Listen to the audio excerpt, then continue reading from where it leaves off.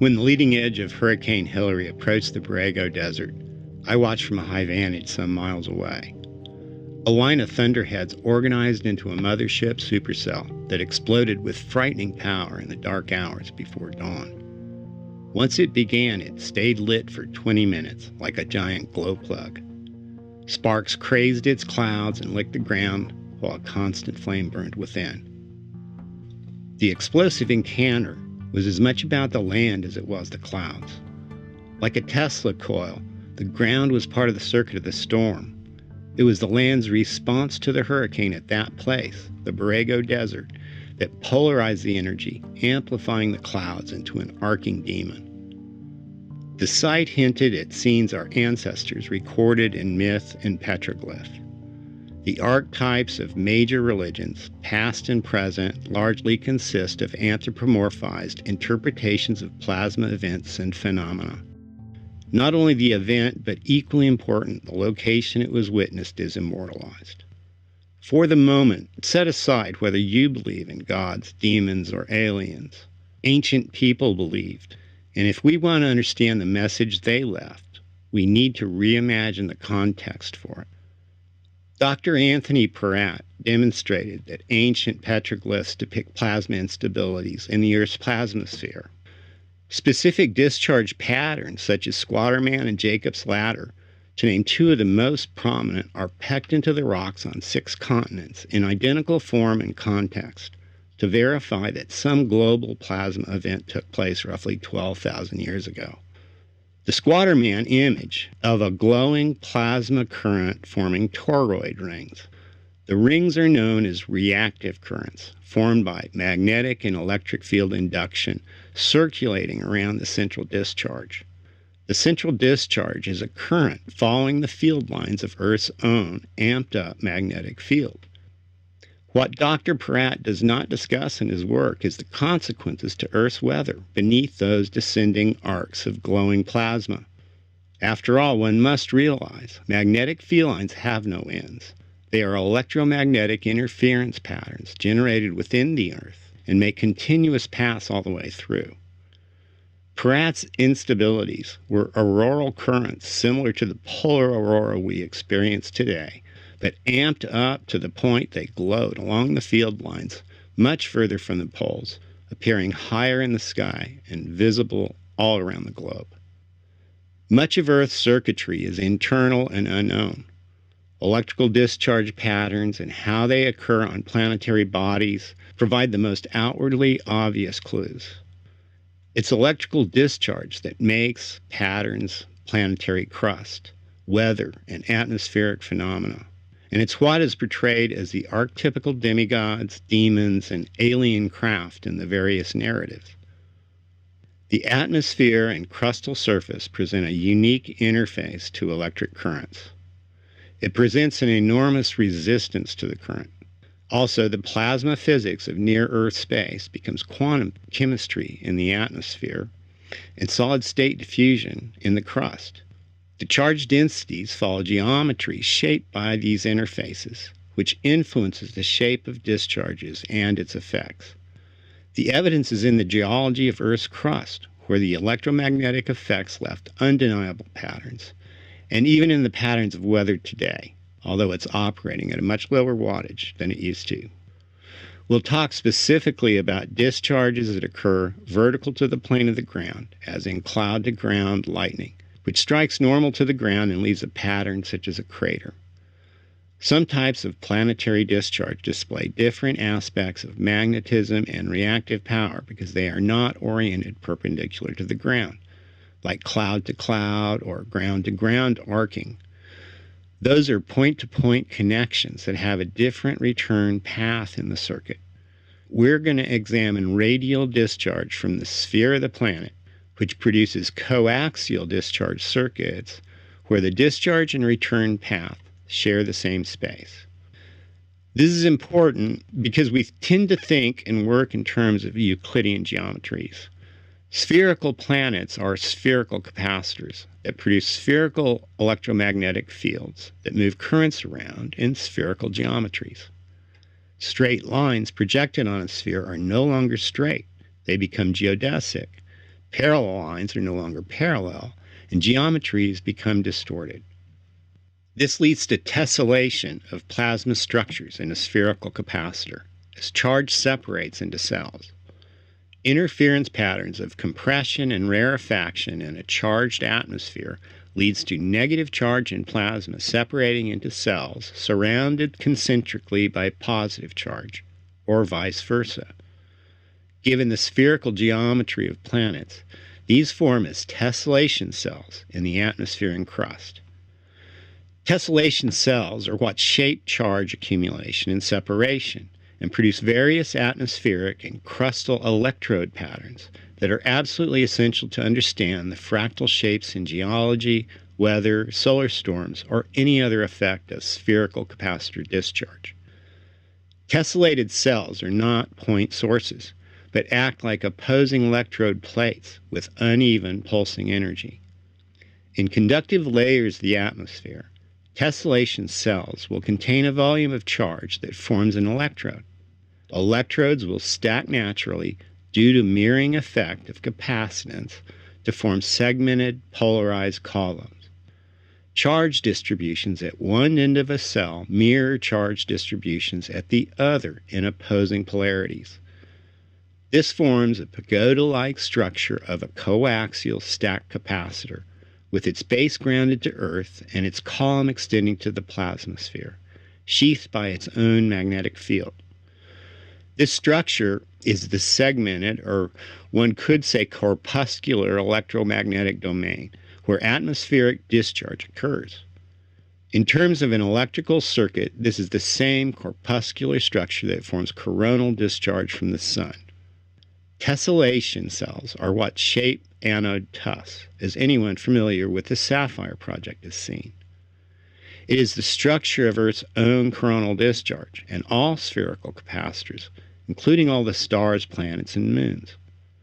Not all of it is visible to the naked eye on Earth, as it is largely composed of drift currents. The arcs and glows from discharge we see is only a fraction of the action. But ancient times were different. They lived at a higher potential, which means a higher frequency, when ionization occurred more readily and the sky glowed as a result. Glowing tessellation cells, electrodes in the sky where currents collided, emitting patterns of light, are the evidence. Charged glowing plasma forming circuits in and around tessellation cells are what these ancient petroglyphs represent. In fact, tessellation patterns usually accompany Squatermain glyphs. Squatermain is the vertical column of a discharge from Earth, and the tessellation cells are the footprint of the discharge columns on the ionosphere and layers of the atmosphere. It's proof the sky was going crazy. It's also evidence that the electric universe is correct, and the weather is 100% caused by circuitry. The story is one of a sky ablaze with energy, not from angelic halos, alien craft, asteroids, or comets. It was from the Earth itself, amped up with potential by another Velikovsky-type electrical source. Perhaps it was the sun. There are several processes to unpack what took place and how it relates to petroglyphs, lightning, and geology. Tessellation is an aspect of standing wave interference. It's a geometric way to map the topography of interference patterns. Standing waves in a plasma store and release energy in cross currents of induced reactive power, forming an oscillating magnetic and electric fields, which meet perpendicular to each other. These fields conform with the geometries of tessellation patterns because charge densities conform with the compression and rarefaction patterns in the atmosphere. It's magnetohydrodynamics in a weak atmospheric plasma.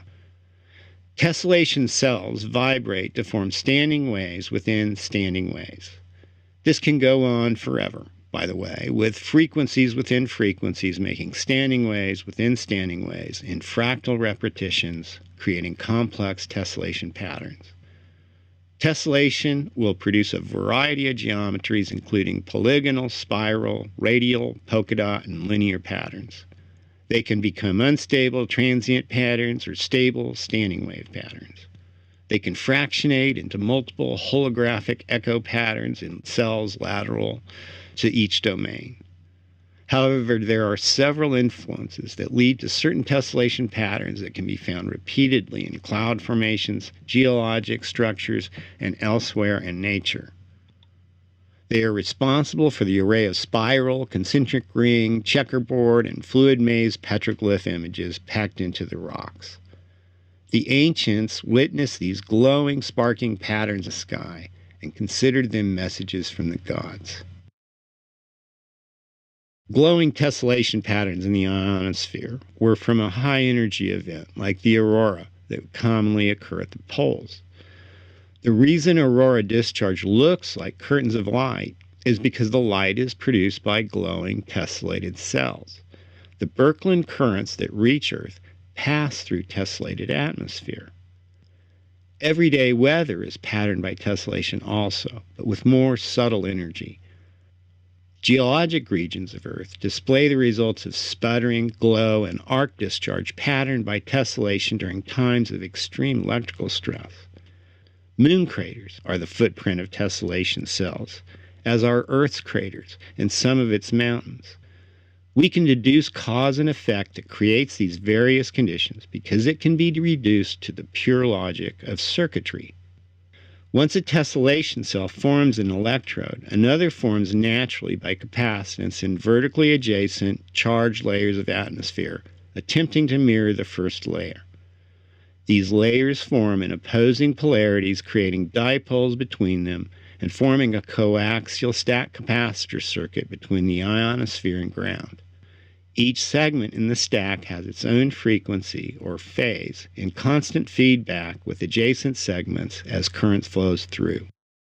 Phases superposition at the electrode and therefore can be deconstructed from the interference patterns they create. The first thing contributing to the cellular pattern is magnetism, which results from moving charge.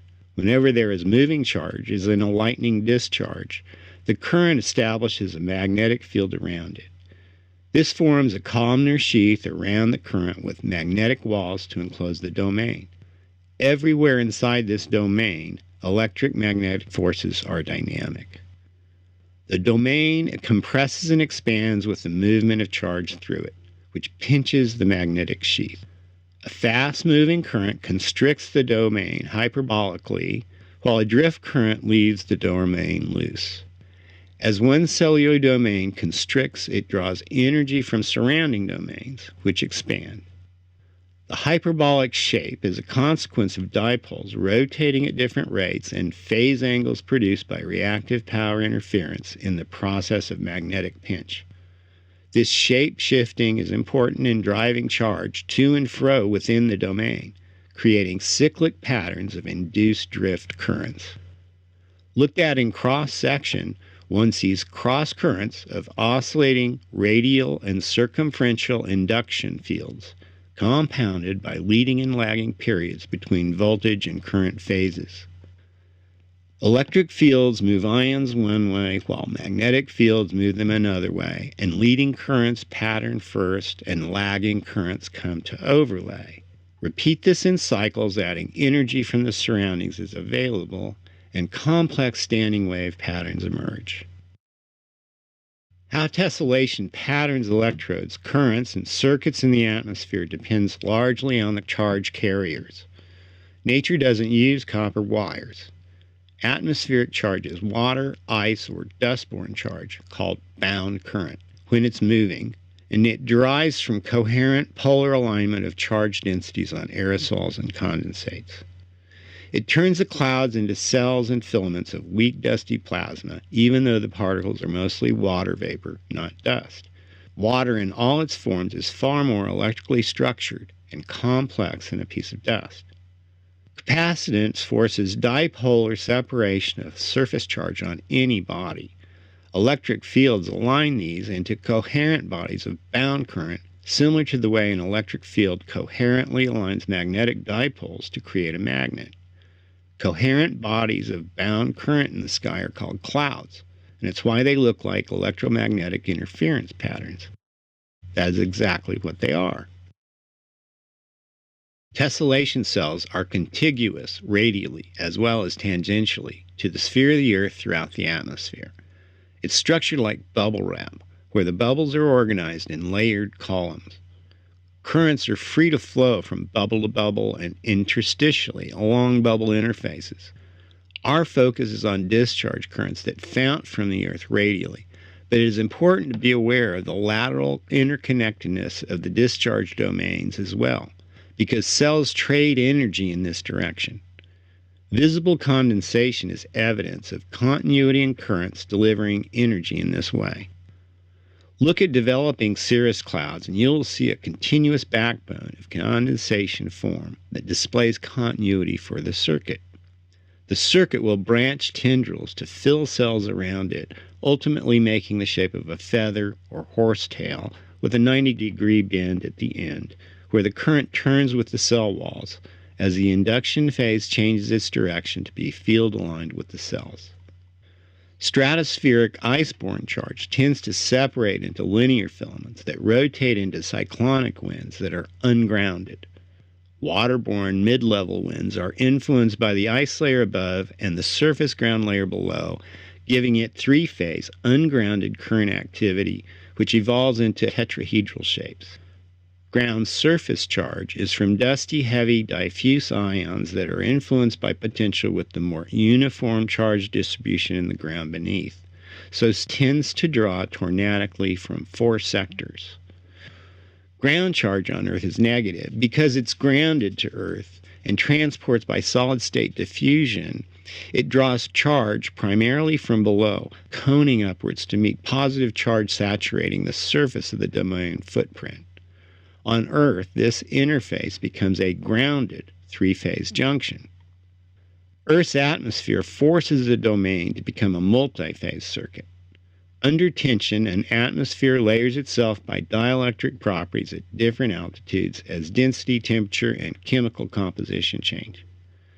Layers of water vapor and ice are more conductive layers and have a natural frequency different from dry air. Higher, low-density atmosphere is more ionized. Double layers form between these natural frequency phases, which segregates the domain column into cells, and each cell becomes a domain of its own, interconnected to adjacent cells in the manner of a stack capacitor.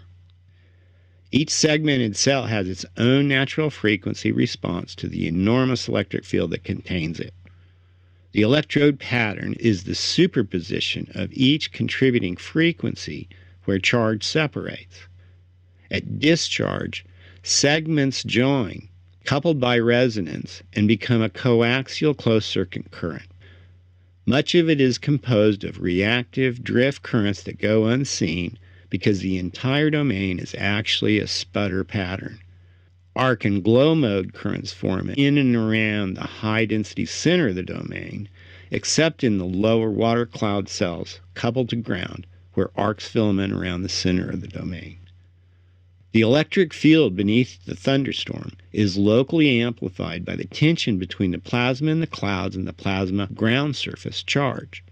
The tension is technically a line-to-line voltage between the cloud and ground surface currents, which are out of phase with each other as the plasma on the ground surface is trying to follow the action of the plasma in the clouds.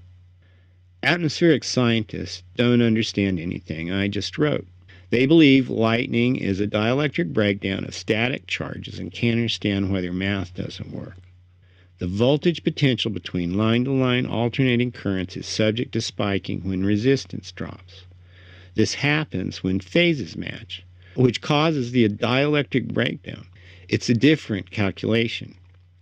When the ground and cloud phases resonate, the entire domain is in harmony and resistance in the dielectric medium drops drastically, allowing filaments of current to connect in a complete unified frequency circuit between the cloud and ground.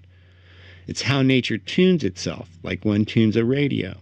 Once the right frequency is found, the signal gets through. The electrodes separate charge. The discharge we see, whether it's named lightning or some Disney character, is the recombination of opposing charge currents when they collide. This is particularly evident in sprites because they display positive plasma flames above and negative arc tendrils below the actual electrode in the upper atmosphere.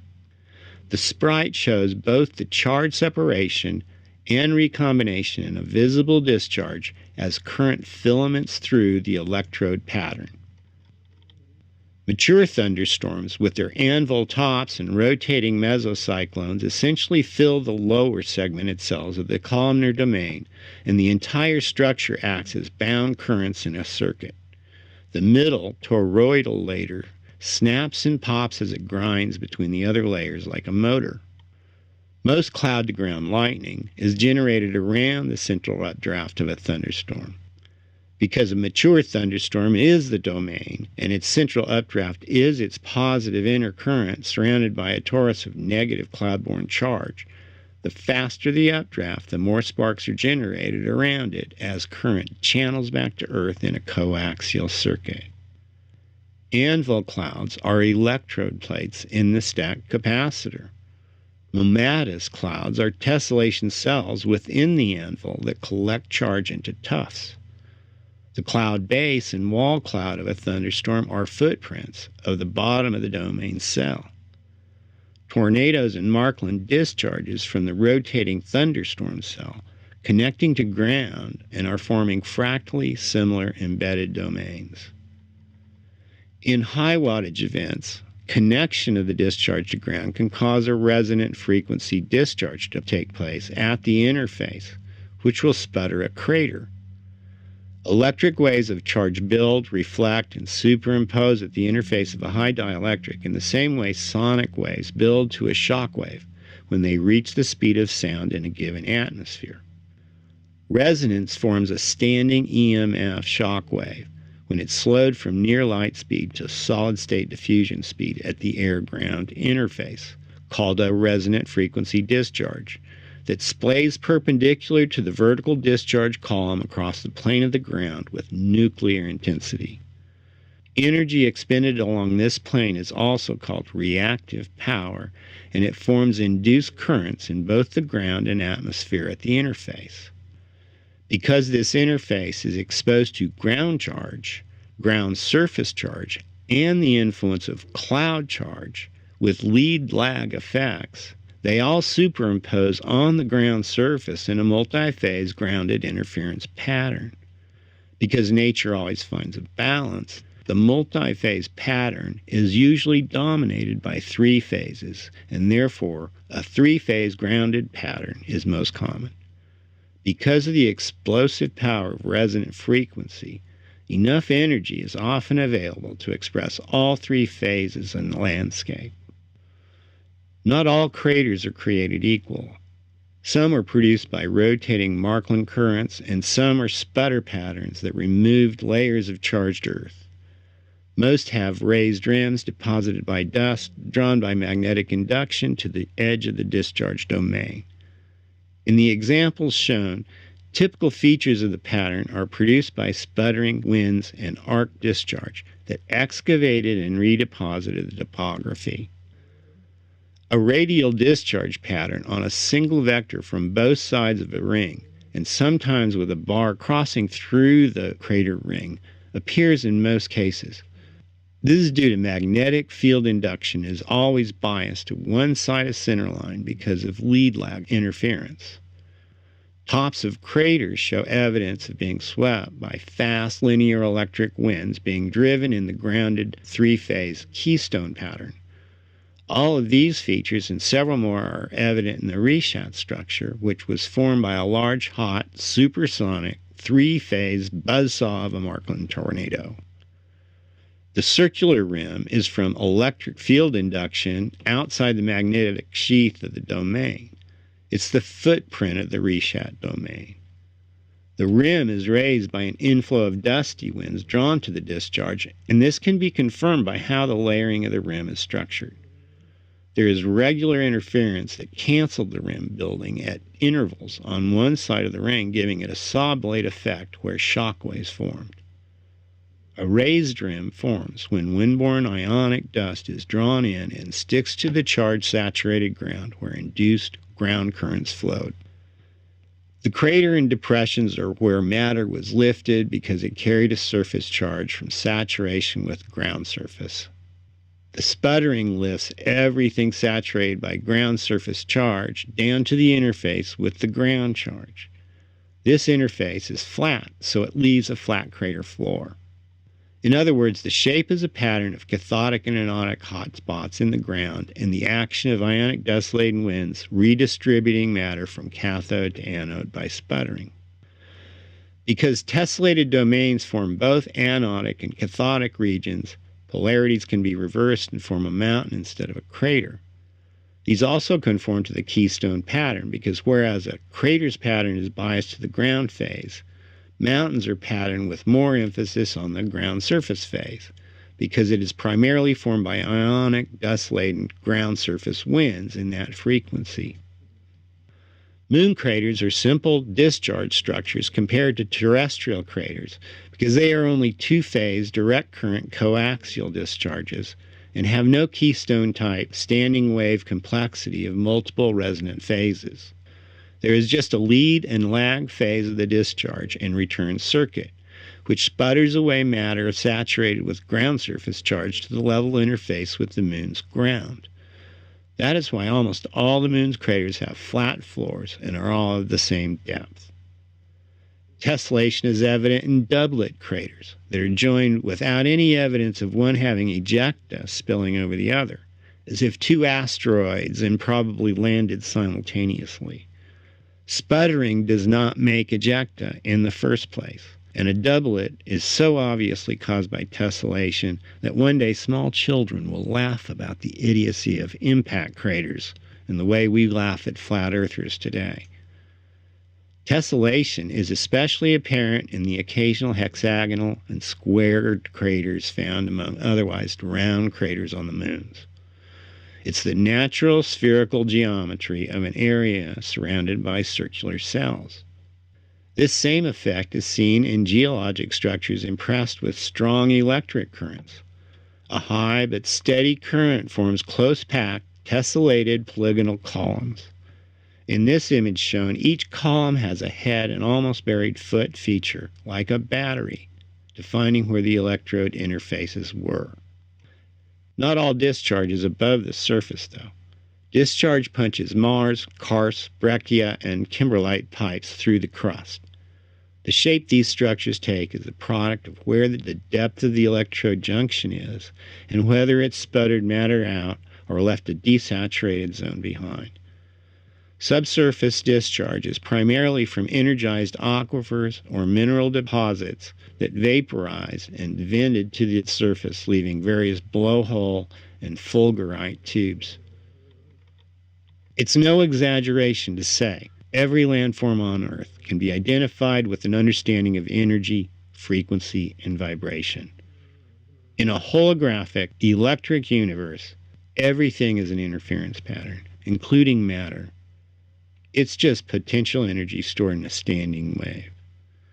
If one identifies the fractal nature of spherical tessellation, it makes it possible to map Earth's circuitry. Tessellation is apparent in Earth's ley lines because magnetic induction in Earth's crust follows those patterns. They can be locally mapped by correlating with tessellation cell patterns in the topography. The ley pattern, by the way, is densely packed with geometric uniformity, implying formation under very high electrical stress. The ancients built on these ley lines. They developed astronomy, astrology, numerology, geometry, geography, as well as cultural and religious narratives in context with their observations of nature. They immortalized events with astrologically oriented temples, pyramids, and megaliths placed geometrically about the Earth. It's quite apparent their astronomy was to observe the Earth's position and attitude with respect to the solar system and galaxy. They did not go to all that trouble just to know when to plant crops. They did it because at one time Earth's position was out of whack. Their most ancient works were constructed to withstand severe electrical storms and the shrieking winds, lightning, tsunamis, and earthquakes that accompanied them. What's left today are cyclopean stoneworks strewn across the continents, broken, scorched, vitrified, and magnetized. Apparently, they did not withstand. Survivors sheltered in cliffs, caves, and hauled out rocks to protect themselves from being electrocuted, buried, scoured, drowned, and irradiated by the gods. As above, so below isn't a mystical belief. It's the most cogent description possible of the way the earth works. The ancients certainly knew this better than today's academia, but priests attributed the clouds to the will of the gods and sacrificed the children to appease them.